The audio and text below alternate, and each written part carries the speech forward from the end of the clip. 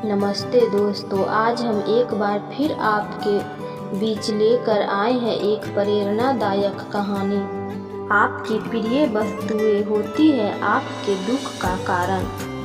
अगर ये स्टोरी आपको अच्छी लगे तो नीचे कमेंट करके ज़रूर बताएं। तो चलिए शुरू करते हैं आज की कहानी। एक व्यापारी था जो अपने लड़के से अपने प्राणों से ज़्यादा प्यार करता था। वो लड़का उसकी आंखों का तारा था। वह अपने लड़के को देखकर ही जीता था। जब तक वो अपने लड़के को न देख ले उसे चैन नहीं मिलता था। वो लड़का ही उसकी खुशियों का कारण था। एक दिन दुर्भाग्य से लड़का अचानक बीमार हो गया। काफ़ी इलाज कराया पर लड़के की हालत दिन पर दिन बिगड़ती जा रही थी। और एक दिन वो लड़का अपने पिता की खुशियों को उजाड़ कर इस दुनिया से चला गया। वो व्यापारी इस सदमे को सहन न कर सका और पागल सा हो गया। एक दिन वो घूमते हुए श्रावस्ती नामक स्थान पर पहुंचा। उस समय श्रावस्ती के जेतवन में भगवान गौतम बुद्ध रहते थे। वो दुखी व्यापारी भी भगवान बुद्ध के दर्शन करने हेतु पहुंचा। बुद्ध को प्रणाम कर वो एक कोने में बैठ गया। गौतम बुद्ध ने उसकी ओर देखे और बोले, तेरी इंद्रियां कुछ चंचल मालूम पड़ती है, तू बहुत दुखी है। वो व्यापारी बोला, महाराज, मेरा प्यारा इकलौता बेटा मेरे सुख का कारण था।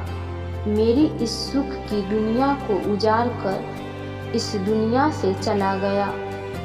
उसके दुख में मैं अपनी शुद्ध बुद्ध खो बैठा हूँ और यहाँ वहाँ घूमता रहता हूँ। भगवान बुद्ध ने कहा, इस संसार में दुख, शौक और सभी प्रकार की विपत्तियाँ आपकी अपनी प्यारी वस्तुएं द्वारा पैदा होती हैं। जब उस व्यक्ति ने भगवान बुद्ध की बातों को सुना तो चकित होकर बोला, क्यों महाराज, भला कोई प्रिय वस्तु भी दुख का कारण हो सकती है। इतना कहकर वो उठा और बुद्ध को बिना प्रणाम किए वहाँ से चला गया।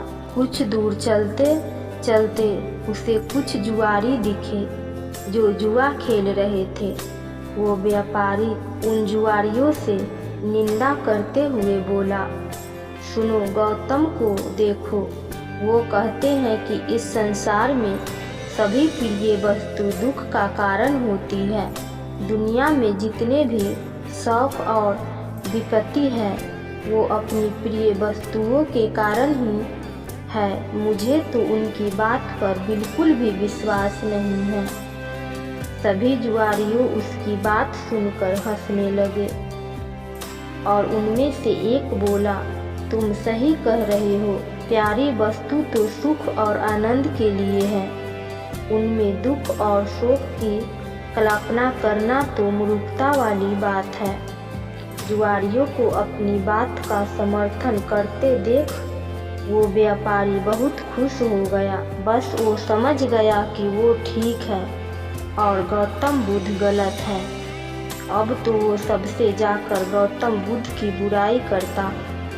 यह बात पूरे नगर में फैल गई। उस नगर के राजा परमजीत के कानों में भी यह बात पहुंच गई। उस राजा को भी गौतम बुद्ध की बात सही नहीं लगी।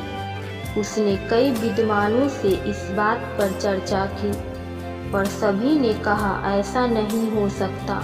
भला कोई प्रिय चीज दुख का कारण कैसे हो सकती है। जब यह बात रानी ने सुने तो उसने राजा से कहा, महाराज, यदि गौतम बुद्ध ने यह बात कही है तो निश्चित ही यह सही होगी।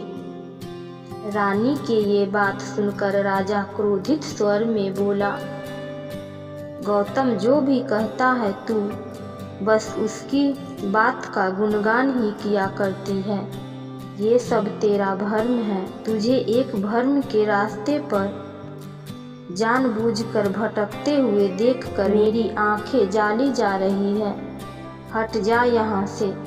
भगवान बुद्ध के खिलाफ रानी कुछ नहीं सुन सकती थी, इसीलिए दुखी होकर वहाँ से चली गई। रानी ने नालीजंग नाम के एक ब्राह्मण को बुलाया और कहा, तुम शीघ्र ही भगवान बुद्ध के पास जाओ और उनको मेरी तरफ से सादर प्रणाम करके कहना कि संसार में प्रिय वस्तु दुख का कारण कैसे होती है। जब वो तुमको इसका उत्तर बताए तो उनकी एक भी बात को भूलना मत और सारी बात मुझे आकर बताना। नालीजंग बुद्ध के पास गया और उनसे मलिका द्वारा कही बात बता दी। भगवान बुद्ध ने बोले, हाँ, इस संसार में सभी प्रिय वस्तु दुख का कारण होती है। कुछ समय पहले एक स्त्री की माँ मर गई। वो स्त्री अपनी माँ के वियोग में इतनी दुखी हो गई कि उसका अपने शरीर का भी ख्याल नहीं रहा।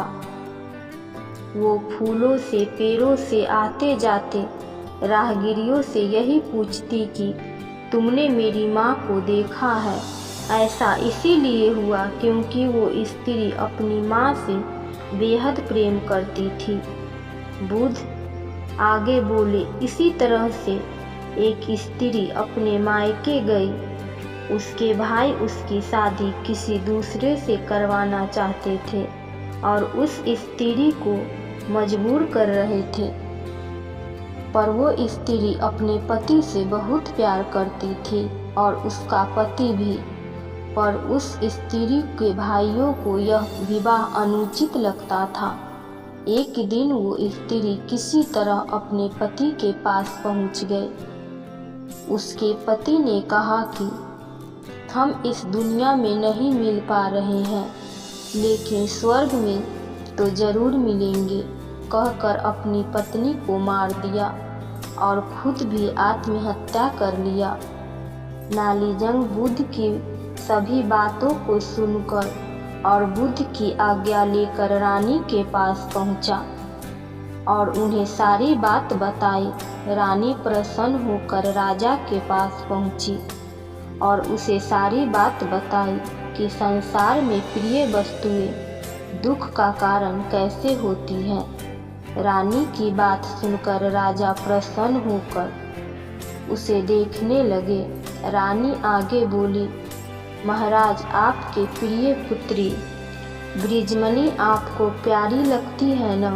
राजा बोला, हाँ मलिके, वो तो मेरी आँखों का तारा है।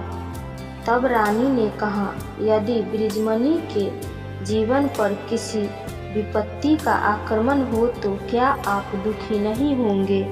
राजा बोला, दुखी नहीं का क्या मतलब है, बल्कि मैं जो इसे अपने जीवन पर आक्रमण समझूंगा।